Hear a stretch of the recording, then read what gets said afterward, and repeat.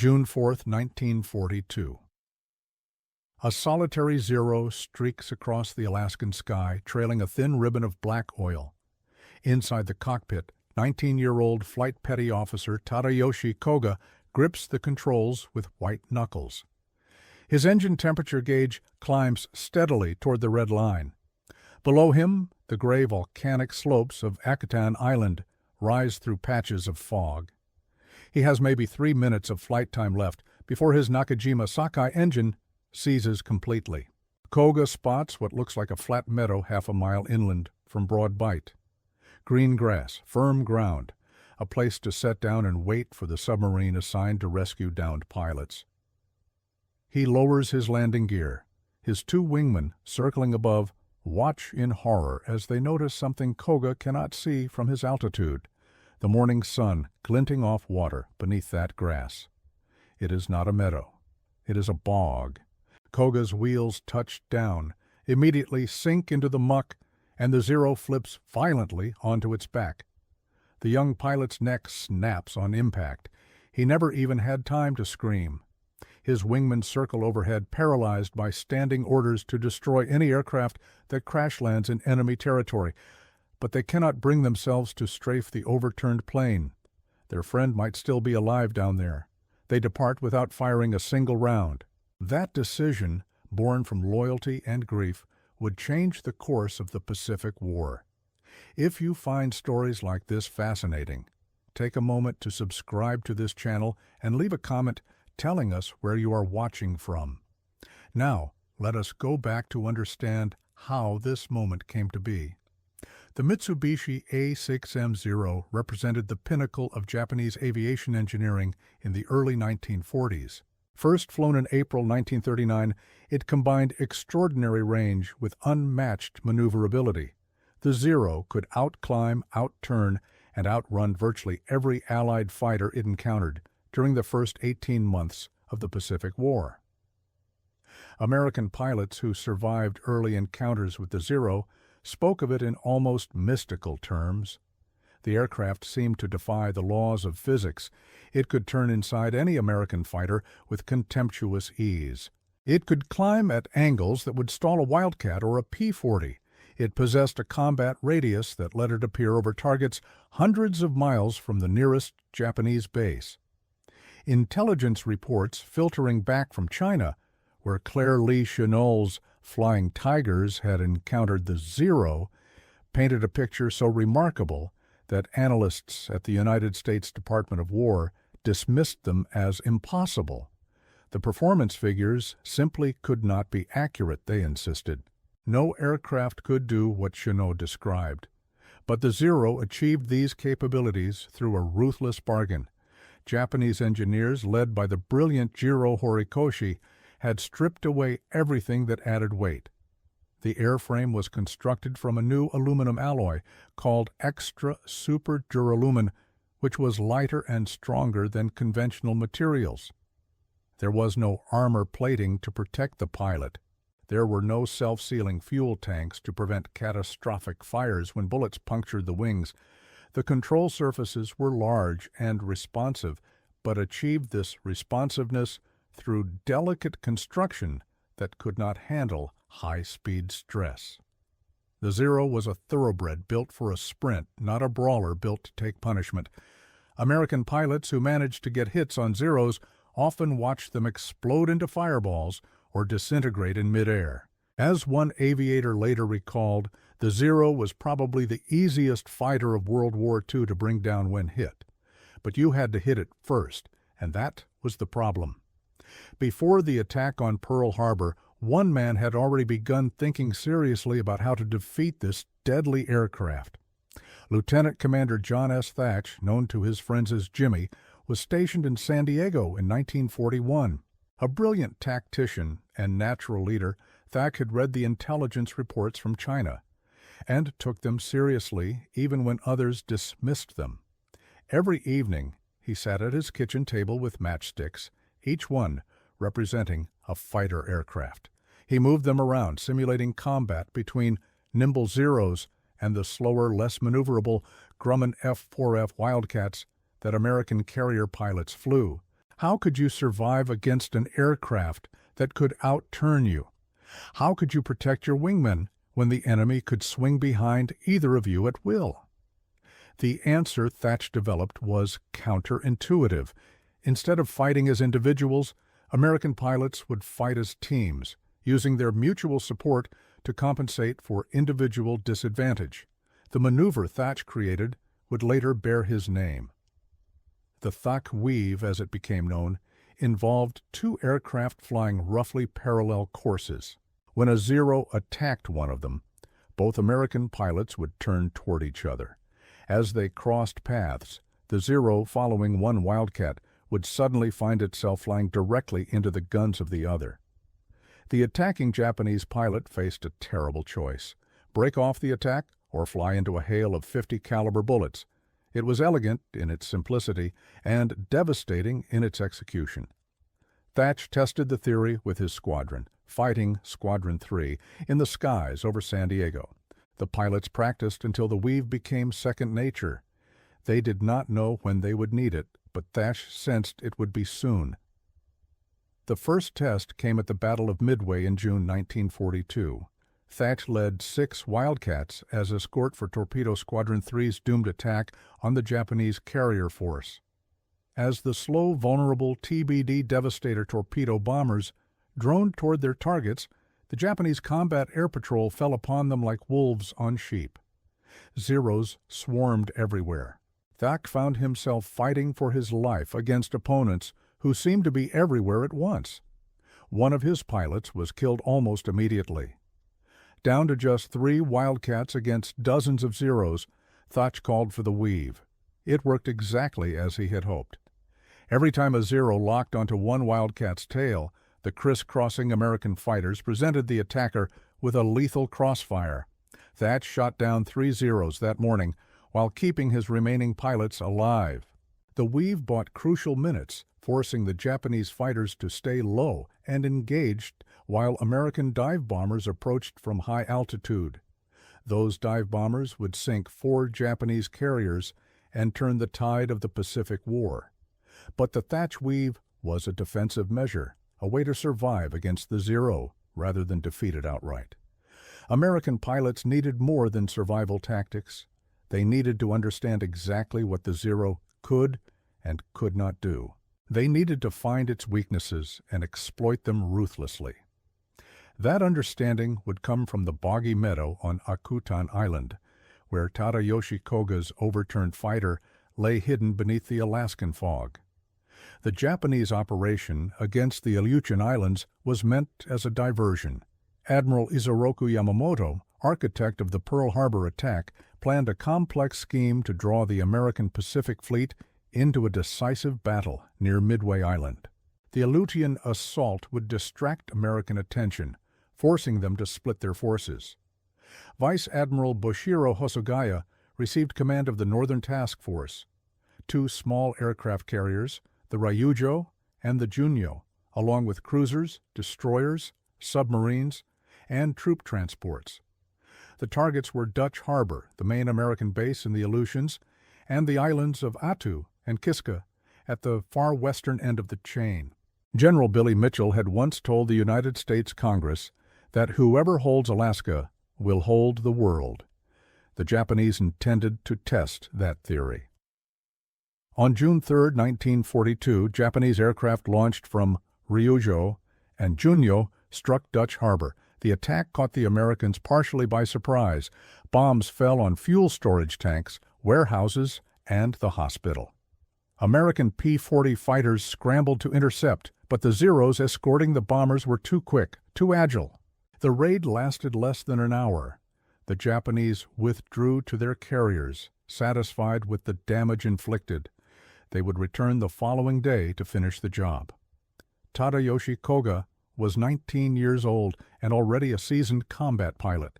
He had survived the brutal training that Japanese naval aviators endured, a program designed to produce elite flyers through methods that would kill lesser men. The washout rate was staggering. Those who made it through emerged as some of the finest pilots in the world. Koga flew as part of a 3-plane section, led by Chief Petty Officer Makoto Endo, with Petty Officer Tsuguo Shikata as the third pilot. On the morning of June 4th, they launched from Ryujo for the second strike against Dutch Harbor. The attack that morning was chaotic and violent. American defenses were better prepared this time. Anti-aircraft guns filled the sky with flak. Coast artillery troops from the 206th Regiment manned 3-inch guns and 50-caliber machine guns. Navy ships in the harbor added their own firepower. Somewhere in that maelstrom, Koga's Zero took hits. The precise source remains disputed to this day. Army gunners claimed credit. Navy gunners claimed credit. What is certain is that small-caliber bullets, probably 50-caliber rounds, punctured Koga's aircraft from multiple angles. One bullet severed the return oil line. That single hit sealed Koga's fate. The Zero began trailing oil immediately. Koga throttled back, trying to keep the engine running as long as possible. But he knew he could not make it back to his carrier. The oil pressure was dropping fast. The engine temperature was climbing. He had perhaps 20 minutes before the engine seized. His section mates, Endo and Shikata, stayed with him, flying protective cover, as Koga nursed his wounded aircraft toward the designated emergency landing site on Akutan Island. A Japanese submarine, I-9, was stationed nearby specifically to recover downed pilots. If Koga could get down safely, he might still make it home. Akutan Island rose from the cold North Pacific waters, a volcanic cone covered in tundra grass and patches of fog. The 3 Zeros circled a flat area about half a mile inland from Broad Bight. From above it looked perfect, level, covered in green grass, big enough to set down a fighter. Koga prepared for landing. His wingman watched carefully. Shikata noticed something troubling on his second pass over the site. The morning sun caught the surface at a certain angle, and he saw water glistening beneath the grass. It was not a meadow, it was a bog, a waterlogged swamp covered by deceptive vegetation. He realized with horror what was about to happen. But Koga had already lowered his landing gear and was committed to his approach. There was no time to warn him. The Zero's wheels touched down and immediately sank into the mud. The aircraft's momentum carried it forward, but the wheels acted like anchors. The tail came up violently as the nose dug in. The plane flipped over onto its back and skidded to a stop. The impact was severe, but the airframe held together. Above, Endo and Shikata circled anxiously, trying to see if Koga had survived. The overturned Zero lay motionless in the bog, its wheels pointing at the gray Alaskan sky. There was no movement from the cockpit. Standing orders were explicit. Any Japanese aircraft that crash-landed in enemy territory had to be destroyed to prevent it from falling into enemy hands. The 2 surviving pilots were supposed to strafe Koga's Zero until it burned, but they could not do it. They did not know if their friend was alive or dead. Perhaps he was unconscious, trapped in the cockpit, waiting for rescue. How could they kill him? The 2 Zeros circled several more times, burning precious fuel, agonizing over the decision. Finally, they turned away and headed back to their carrier. They would report the crash and let the submarine try to recover Koga. They had no way of knowing that their mercy would hand the Americans their greatest intelligence coup of the Pacific War. The submarine I-9 searched the waters around Akutan Island for several hours, but the crash site was inland and invisible from the sea. The crew never spotted the overturned Zero. When the American destroyer USS Williamson appeared on patrol, the submarine withdrew. Koga was on his own, though by then he had already been dead for hours. The young pilot had died instantly on impact, his neck broken by the violent flip. He remained suspended upside down in his cockpit, held in place by his safety harness as the cold Alaskan wind swept across the bog. For 36 days, Koga's Zero lay undiscovered. The crash site was not visible from standard flight lanes. Ships passing along the coast could not see it. Patrols from Dutch Harbor flew different routes. The overturned aircraft, its aluminum skin dulled by exposure to the elements, blended into the gray-green landscape. It might have remained hidden for months, perhaps years, perhaps forever. But on July 10, 1942, fortune intervened in the form of a lost patrol plane. Lieutenant William Thies was piloting a PBY Catalina flying boat from Patrol Squadron 41. The Catalina was a magnificent aircraft for its purpose, a long-range patrol bomber capable of spending hours over the ocean searching for enemy ships and submarines. But on this particular day, Thies had been navigating by dead reckoning, and the Alaskan fog had disoriented him. He was not entirely certain where he was. When he spotted the Shumagan Islands through a break in the clouds, he reoriented himself and set a direct course back to Dutch Harbor. That course took him over Akutan Island. Machinist mate Albert Knack served as plane captain on Thies's Catalina. As they passed over Akutan, Knack spotted something unusual below, an aircraft lying upside down in a grassy area inland from the coast. Thies brought the Catalina lower for a better look. The red circles on the wings were unmistakable. It was a Japanese Zero, apparently intact. Thies circled the crash site for several minutes while his crew photographed it and noted the exact position. Then he returned to Dutch Harbor to report his discovery. The significance was immediately apparent to the intelligence officers at Dutch Harbor. An intact Zero fighter had never been captured. 9 had been recovered from Pearl Harbor after the December 7th attack, but all were heavily damaged wrecks. The Allies had no flyable example of Japan's primary carrier fighter. The aircraft's performance characteristics, its exact capabilities and limitations, remained maddeningly unknown. American pilots were fighting and dying against an enemy they did not fully understand, and now impossibly, an intact Zero lay waiting on Akutan Island. Thies persuaded his commanding officer, Paul Foley, to let him return with a salvage team. On July 11th, the team flew out to inspect the wreck. What they found exceeded their hopes. The Zero had survived the crash with relatively minor damage. The vertical stabilizer was bent, the wingtips and flaps were crumpled. The landing gear was torn off, the propeller was bent. But the basic airframe, the engine, the control surfaces, the instruments, everything that made the Zero what it was, remained intact.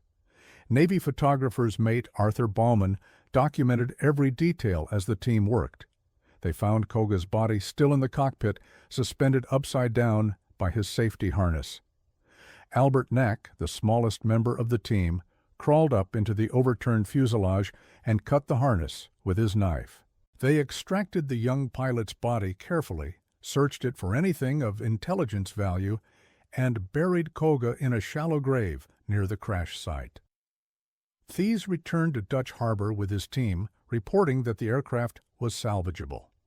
The race to recover it began immediately. The salvage operation was more difficult than anticipated. The first recovery team, under Lieutenant Robert Kirmsey, arrived on July 12th. They had brought heavy equipment to extract the Zero from the bog, but the supply ship had lost 2 anchors in heavy seas and could not offload the gear properly. The team struggled without proper tools. On July 15th, a third team arrived with everything needed. They freed the Zero from the mud, hauled it overland to a waiting barge, and transported it to Dutch Harbor. There, they flipped it right side up and cleaned away the Alaskan muck. Koga's Zero was loaded onto the USS Saint, Mihiel, and transported to Seattle, arriving on August 1st. From there, it traveled by barge to Naval Air Station North Island near San Diego. The aircraft was kept under 24-hour military police guard to deter souvenir hunters. The Navy understood exactly what they had, the most valuable intelligence prize of the Pacific War. Repair crews worked carefully to restore the aircraft to flying condition. The vertical stabilizer and rudder were straightened. The wingtips, flaps, and canopy were repaired. The landing gear required more extensive work. The 3-blade Sumitomo propeller was dressed and reused. The red Hinamaru rondelles, The rising sun emblems of Japan were painted over with American insignia, a white star within a blue circle. By September 20th, the Zero was ready to fly. Lieutenant Commander Eddie R. Sanders had the honor of being the first American to take Koga's Zero aloft. Sanders was a seasoned test pilot, experienced in evaluating aircraft performance. He understood what he was looking for, the precise capabilities and limitations that would tell American pilots how to fight and survive against the Zero. His hands might have trembled slightly as he climbed into the cockpit for the first time. He was about to fly the most feared fighter aircraft in the Pacific. Sanders made his first test flight on September 20th, 1942, just over 2 months after the Zero's capture. He would complete 24 test flights between that day and October 15th. The flights covered standard Navy performance tests: speed at various altitudes, rate of climb, turning radius, roll rate, dive characteristics, stall behavior. But Sanders was looking for more than numbers. He was looking for weaknesses, the specific vulnerabilities that could save American lives. The first flight revealed what Sanders called the immediate weaknesses of the Zero. The discovery was startling. The Zero's legendary maneuverability, the ability that let it outturn any American fighter, existed only at low speeds. As the aircraft accelerated past 200 knots, the ailerons became increasingly difficult to move. At high speeds, rolling the aircraft required tremendous force on the control stick. The Zero could still turn, but it could not roll quickly, and the effect was asymmetrical. The aircraft rolled to the left much more easily than to the right. Propeller torque, the rotational force generated by the spinning prop, made right rolls particularly difficult. This was crucial intelligence.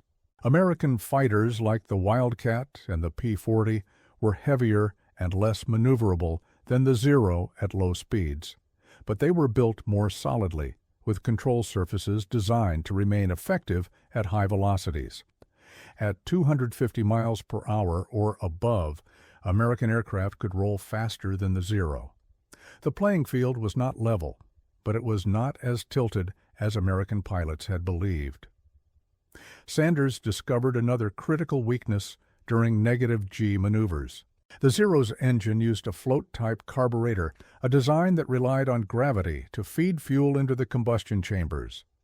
When the aircraft experienced negative G forces, such as during a pushover into a dive, the fuel floated away from the intake and the engine starved. It would cough, sputter, and sometimes quit entirely until the pilot restored positive G loading.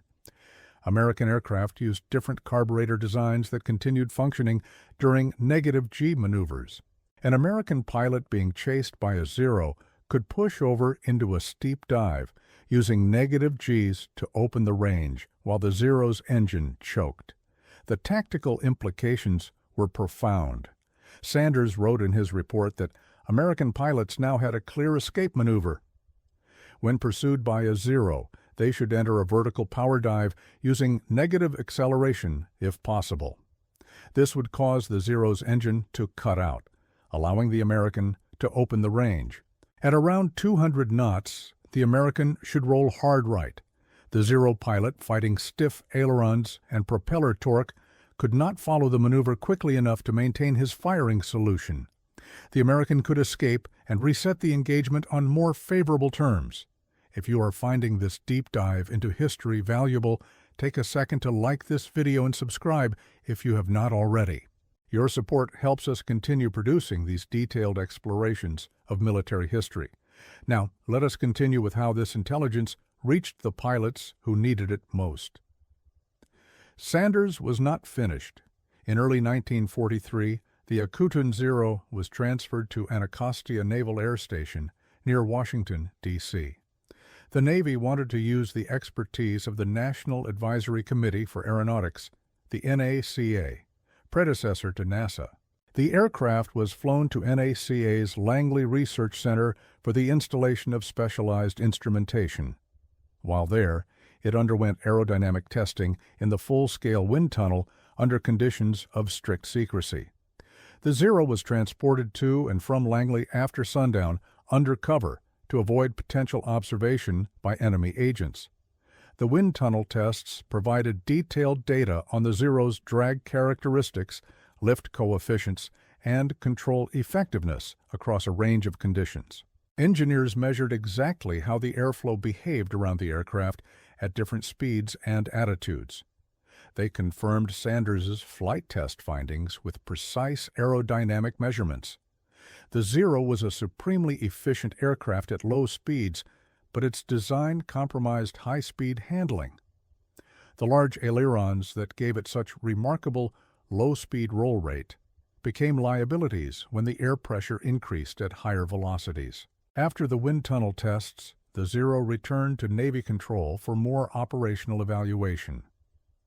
Frederick M. Trapnell, the director of flight testing at Anacostia, flew the captured aircraft in performance maneuvers, while Sanders simultaneously flew American planes performing identical maneuvers. This simulated aerial combat allowed direct comparison of capabilities. Could a Wildcat escape a Zero using the newly developed tactics? Could a dive and roll maneuver open enough distance for an American pilot to survive? The tests proved the tactics worked. Lieutenant Melvin Hoffman, known by his call sign Boogie, conducted additional dogfighting tests. He flew the Akutan Zero against newly commissioned Navy pilots in various American aircraft types.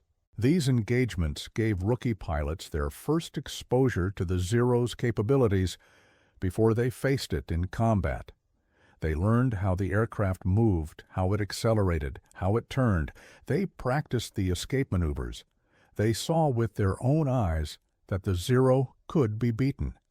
The intelligence gathered from Koga's Zero was disseminated rapidly through official channels. The Navy published the findings in several classified documents: Informational Intelligence Summary 59, Technical Aviation, Intelligence Brief Number 3, and Informational Intelligence Summary 85. These reports circulated to combat squadrons throughout the Pacific. Pilots studied the Zero's performance curves, its speed-altitude graphs, its roll rate data. For the first time, they understood exactly what they were fighting. The psychological impact may have been as significant as the tactical value. American pilots had viewed the Zero with something approaching superstitious dread. It seemed invincible, supernatural in its capabilities. Now they knew the truth. The Zero was an excellent aircraft, yes, but it was still just an aircraft. It had weaknesses. It could be defeated. The mystique was broken. The knowledge saved lives almost immediately. Marine ace Kenneth Walsh credited the tactics derived from the captured Zero with saving his life during combat over Guadalcanal. On August 30, 1943, Walsh encountered approximately 50 Zeros over Kahili Airfield. Following the briefing materials based on Sanders's tests, Walsh put his Corsair into a split S maneuver when a Zero latched onto his tail. The high-speed dive and hard roll allowed him to escape what should have been a fatal situation. Walsh would go on to score 21 aerial victories and receive the Medal of Honor. R. Robert Porter was another ace who credited the Akutan Zero's secrets with his survival. Time and again, American pilots found themselves in desperate situations where the only escape was a high-speed dive and a hard right roll. Time and again, pursuing Zero pilots found their quarry slipping away as their ailerons stiffened and their engines coughed. The margin between life and death in aerial combat is measured in seconds and inches. The intelligence from Koga's Zero gave American pilots those crucial seconds, those precious inches. But what about the aircraft that would eventually replace the Wildcat? The story of the Grumman F-6F Hellcat and its relationship to the captured Zero is more complicated than popular myth suggests. The common narrative holds that American engineers studied Koga's Zero and designed the Hellcat specifically to counter its capabilities. The truth is more nuanced. The Hellcat was already in development before the Akutan Zero was recovered. Grumman had begun work on a successor to the Wildcat in early 1942, responding to combat reports from the first months of the war. The initial prototype, the XF-6F-1, flew for the first time on June 26, 1942, just 3 weeks after Koga crashed on Akutan and while his aircraft still lay undiscovered in the bog. That prototype was powered by a Wright R2600 twin Cyclone engine that proved underpowered for the design's weight. The critical design decisions that shaped the Hellcat came from combat pilots, not from examination of a captured enemy aircraft. On June 23, 1942, Grumman Vice President Jake Swerble met with Navy pilots at Pearl Harbor, including Jimmy Thatch and Jim Flatley, both veterans of recent carrier battles. These men had fought Zeros at the Coral Sea and Midway. They knew what American pilots needed. Their input led Grumman to redesign the Hellcat with a more powerful engine, the 18-cylinder Pratt & Whitney R2800 Double Wasp, producing 2,000 horsepower. This engine, already powering the Corsair, would give the Hellcat the speed and climb rate to compete with the Zero. The first Double Wasp-equipped Hellcat flew on July 30, 1942, while Koga's Zero was still being shipped from Seattle to San Diego.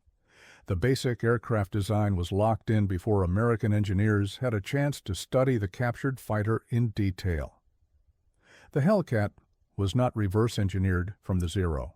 It was designed by Americans who understood what they needed even without having examined the enemy aircraft. That said, the captured Zero did influence how the Hellcat was used in combat. The test data confirmed that American tactics should emphasize speed and diving attacks rather than low-speed turning fights. Hellcat pilots were trained to use their aircraft's superior high-speed performance, knowing the Zero could not follow them into steep dives or match their roll rate above 250 knots. They learned to fight in the vertical plane, climbing and diving, rather than the horizontal plane where the Zero excelled. The intelligence from Koga's Zero-shaped doctrine and tactics, even if it did not shape the aircraft itself. Roy Grumman, founder of Grumman Aircraft, did receive data from the captured Zero through the Bureau of Aeronautics. After careful study, he confirmed that his design philosophy was correct. The Hellcat could match or surpass the Zero in most performance categories, except range, while retaining pilot armor, self-sealing fuel tanks, and a sturdy airframe structure that the Zero lacked. American pilots could take hits and survive. American aircraft could be repaired and returned to service. The Hellcat compensated for its extra weight through raw power, trading Japanese elegance for American brute force. When the Hellcat entered combat in late 1943, it proved devastatingly effective. The aircraft possessed enough speed and climb rate to engage Zeros on roughly equal terms, while offering vastly superior survivability. Hellcat pilots racked up kills at an astonishing rate. By war's end, the F-6F would be credited with destroying over 5,000 enemy aircraft, achieving a kill ratio of 19-1 against the Zero. The Hellcat became known as the Ace Maker, the aircraft that turned competent pilots into legendary fighters. The Japanese understood what had happened. Masatake Okumiya, a Japanese historian and lieutenant general in the Japan Air Self-Defense Force, wrote after the war that the acquisition of the Akutan Zero was no less serious than the defeat at Midway. It did much to hasten Japan's final defeat. This assessment may have been somewhat exaggerated, but it reflects the profound psychological impact the loss of Koga's Zero had on Japanese military leaders. They had lost not just an aircraft, but their mystique of invincibility. Not all historians agree with this dramatic assessment. John Lundstrom, author of several definitive works on the Pacific Air War, challenged the contention that it took dissection of Koga's Zero to create tactics that beat the fabled airplane. He pointed out that American pilots had already begun developing effective counter-tactics before the Akutan Zero was captured. The thatch weave predated the capture by months. Combat experience at Coral Sea and Midway had taught American aviators hard lessons about the Zero's capabilities. Frederick Trapnell himself made a revealing statement during the October 1942 tests. He noted that the general impression of the airplane is exactly as originally created by intelligence, including the performance. The captured Zero confirmed what American intelligence had already surmised. It did not reveal shocking new secrets so much as validate existing knowledge and provide precise data to refine tactics. The truth lies somewhere between the extremes. The Akutan Zero did not single-handedly turn the tide of the Pacific Air War. American pilots were already learning to fight the Zero through bitter experience. But the captured aircraft accelerated that learning process tremendously. It replaced guesswork with certainty. It gave pilots confidence that their escape maneuvers would work. It provided engineers with exact performance specifications. It allowed realistic training exercises against an actual Zero. These contributions saved lives and shortened the war, even if they did not change its ultimate outcome. James Sergeant Russell, who commanded the PBY Catalina squadron that discovered the Zero, later rose to the rank of admiral. He called Koga's Zero a prize of tremendous historical significance. William Leonard, an American ace who flew against Zeros throughout the war, agreed. "The captured Zero was a treasure," he said. "To my knowledge, no other captured machine has ever unlocked so many secrets at a time when the need was so great." The Akutan Zero continued serving the American war effort until February 1945. By then, it had been used as a training aircraft at Naval Air Station North Island, giving rookie pilots bound for the Pacific their first exposure to Japanese equipment. A Model 52-0, captured during the liberation of Guam, supplemented it. Young aviators practiced dogfighting against actual enemy aircraft before facing them in combat. The training value was incalculable. The end came through a mundane accident rather than enemy action. On a routine day at North Island, the Akutan Zero was taxiing for takeoff when a Curtiss SB-2C Helldiver lost control and collided with it. The Helldiver's spinning propeller sliced through the Zero's fuselage, chopping off the tail section and destroying the aircraft beyond repair. After surviving combat, capture, restoration, and thousands of miles of travel, Koga's Zero was destroyed by friendly fire in a training accident. The irony was not lost on those who witnessed it. William Leonard salvaged several instruments and gauges from the wreckage. He donated them to the National Museum of the United States Navy, where they remain today. Small pieces of the Akutan Zero are also preserved at the Alaska Heritage Museum and the Smithsonian National Air and Space Museum. These fragments are all that remain of the aircraft that helped turn the tide of the Pacific Air War. But what of Tadayoshi Koga, the young pilot whose crash made all of this possible? His body lay buried on Akutan Island for 5 years after the war ended. In 1947, an American Graves Registration Service team exhumed the remains and reburied them on Adak Island, further down the Aleutian chain. The team, unaware of Koga's identity, marked the grave as unidentified. In 1988, American author Jim Reardon led a search on Akutan in an attempt to locate and repatriate Koga's remains. He found the original gravesite, but it was empty.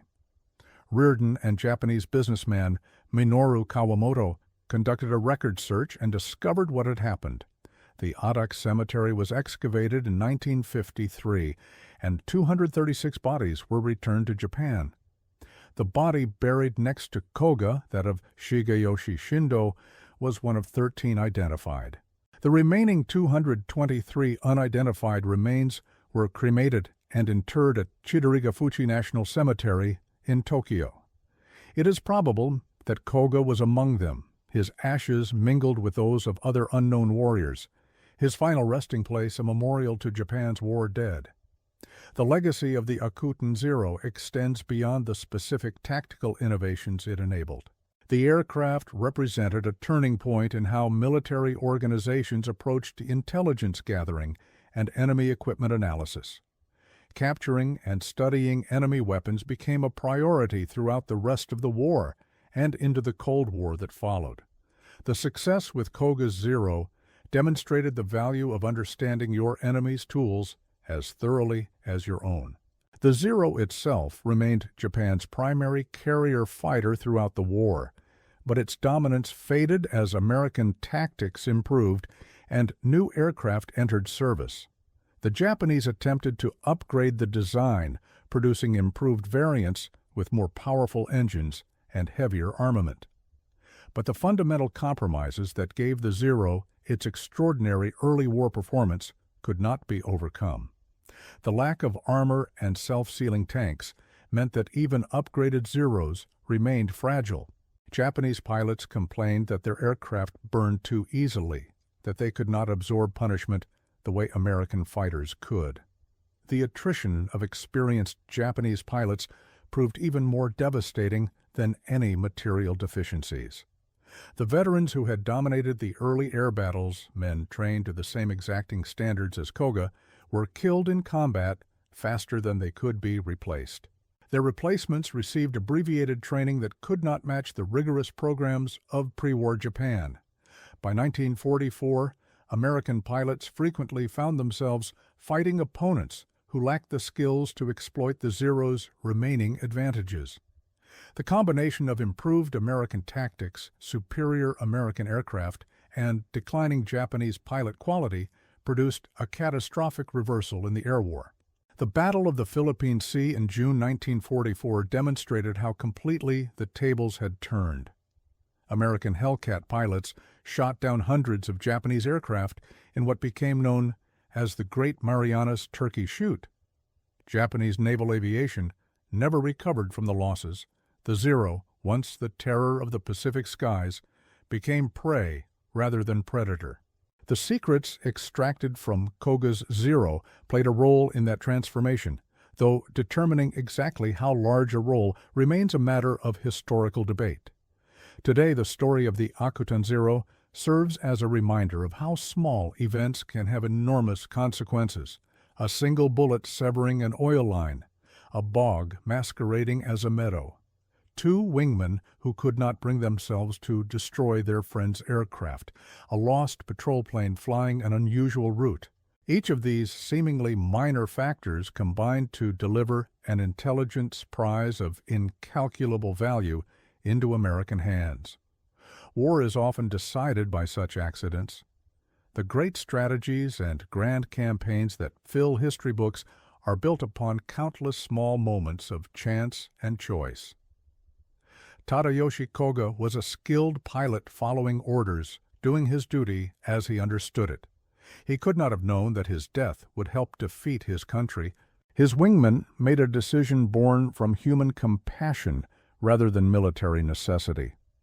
William Thies got lost and flew over an island he would not otherwise have approached. Each person acted according to their own circumstances and values, never imagining the cascading consequences of their choices. The Zero itself has achieved a kind of immortality in the decades since the war. Several examples survive in museums around the world, carefully preserved and restored. Aviation enthusiasts and historians study its elegant engineering. The aircraft remains a symbol of Japanese technological achievement and the early Pacific War. Its reputation has evolved from terror weapon to historical artifact, from enemy fighter to museum piece. For military professionals, the Akuten Zero offers lessons that remain relevant: the importance of understanding enemy capabilities, the value of rigorous testing and analysis, the need to disseminate intelligence quickly to those who can use it, the recognition that every weapon system has weaknesses and that finding those weaknesses can save lives. These principles guided American efforts in 1942, and they continue to guide military organizations today.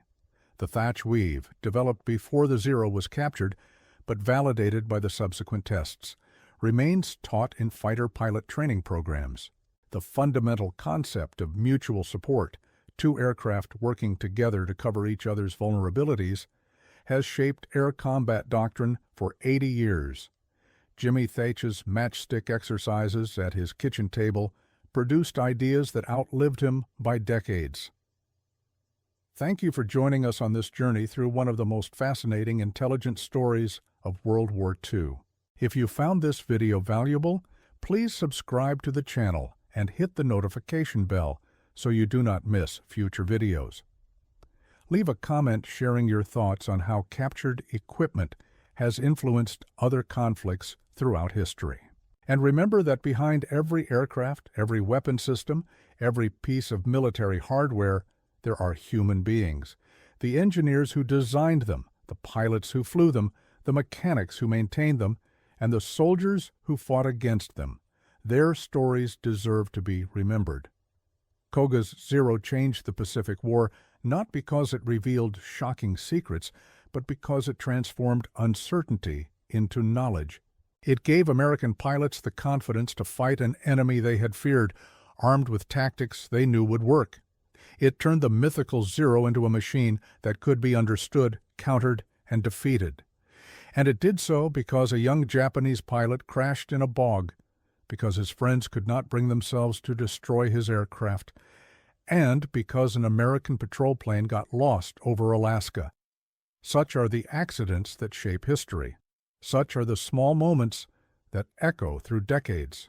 The Akutan Zero is gone now, destroyed in a mundane training accident, but its legacy endures in the tactics it validated, the lives it saved, and the victory it helped achieve.